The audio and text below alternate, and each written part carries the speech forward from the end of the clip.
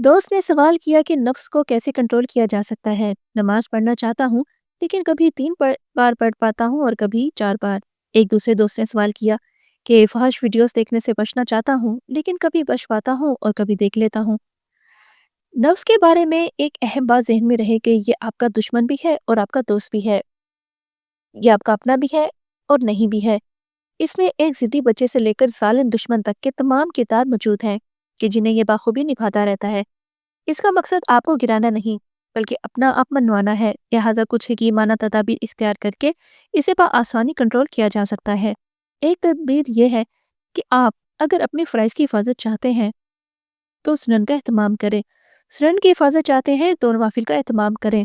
इसको समझना बहुत आसान है कि अपने इर्द गिर्द फ़राइज़, सुन्नत और नवाफिल के दायरे बनाने चाहिए और बनाते जाएं कि आपका दुश्मन शैतान अगर हमला आवर होगा तो सबसे बाहर वाला दायरा मुतासिर होगा।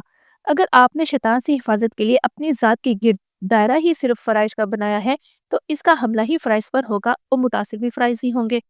मिसाल के तौर पर अगर आप तकबीर औला का एहतमाम करने वाले हैं तो कभी वो रह जाएगी, लेकिन जमात मुश्किल से ही रहेगी।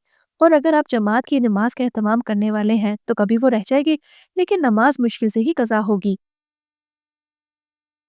और अगर आप नमाज पढ़ने पर ही वक्त का एहतमाम करते हैं तो कभी नमाज कज़ा हो जाएगी और कभी अदा। और अगर आप सिर्फ नमाज पढ़ने का एहतमाम करते हैं तो कभी नमाज छूट ही जाएगी।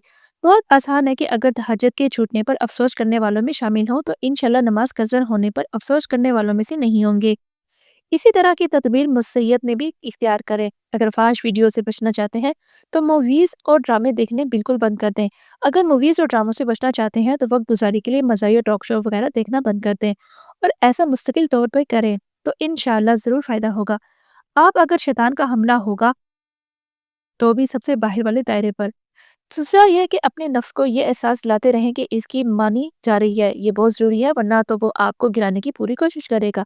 और अगर वो इस कोशिश में लग गया तो गिरना आप ही का मुकद्दर है, इसका नहीं। इसका मतलब ये है कि इसकी छोटी छोटी ख्वाहिशात पूरी करते रहे ताकि इसे अपने गालिब होने का एहसास बाकी रहे। अगर नमाज पढ़ने को दिल नहीं कर रहा तो इसे ये कहें कि चलो पढ़ लो, इसके बाद तुझे मैगम आइसक्रीम खिलाता हूँ, या वो खिला दें कि जिससे वो खुश हो जाता है। बस इसे ये एहसास हो जाएगा कि इसकी मानी गई है। भाई ये अपनी मनवाने के मामले में बेगम से कम नहीं है।